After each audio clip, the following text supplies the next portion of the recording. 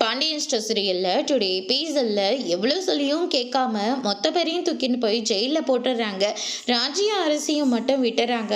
ராஜி இருந்துட்டு முத்துவேல் கிட்ட போயிட்டு அத்தை ரொம்ப பாவம், அத்தை மட்டும் இல்லை கதிர், செந்தில் மாமா, சரவணன் மாமா, பாண்டி மாமான்னு சொல்லிட்டு எல்லாருமே ரொம்பவே பாவம்பா அப்படின்ற மாதிரி சொல்லிடுறாங்க. எனக்கும் புரியுதுடா, இன்னைக்கு ஒரு நாள் நைட்டு மட்டும் எல்லாரும் அட்ஜஸ்ட் பண்ணிக்கோங்க, இல்லாட்டி நீங்கள் அந்த வீட்டுக்கு கூட வாங்க அப்படின்னு சொல்லிட்டு கூப்பிடுறாங்க. வேண்டாம்ப்பா, நாங்கள் இங்கேயே இருக்கோம் அப்படின்னு சொல்லிட்டு ராஜு வந்து சொல்லிடுறாங்க. இத்தனை வருஷம் கழிச்சு தங்கச்சி வீட்டுக்கு ஒரு பிரச்சனைனோட முத்துவேலும் சக்திவேலும் உள்ளே போயிட்டு அவங்க எல்லாருக்கும் ஆறுதல் வந்து சொல்லிக்கிட்டு இருக்காங்க.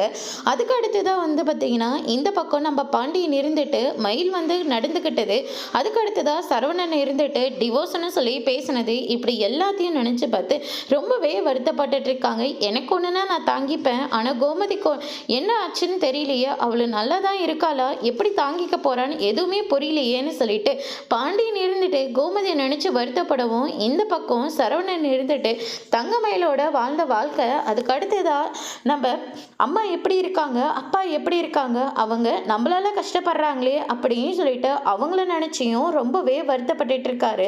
கோமதி ஒரு பக்கம், ஐயோ என் குடும்பத்துக்காக இப்படியெல்லாம் நடக்கணும், இதுக்காகவா நான் விரதம் இருந்து எல்லாத்துக்கும் மறக்காம பூஜை பண்ணேன் அப்படின்னு சொல்லிட்டு ரொம்பவே வருத்தப்பட்டுட்டு இருக்காங்க. அதுக்கு அடுத்ததா சரி தண்ணியாச்சும் குடிப்போமே அப்படின்னு சொல்லிட்டு தண்ணியை குடிக்க போறாங்க. திடீர்னு அவங்களுக்கு நெஞ்சு ரொம்ப வலிக்குது, அதனால தண்ணி கூட அவங்களால சரியா குடிக்க முடியல, மயக்க போட்டு வேற கீழே விழுந்துடுறாங்க. அதோட இன்னைக்கான எபிசோட் முடிச்சிருக்காங்க. இனி பாண்டியன் ஸ்டோர்ல கோமதிக்கு அப்படி என்னதான் ஆச்சுன்றத வரப்போற எபிசோட்ல பார்க்கலாம். தேங்க்யூ.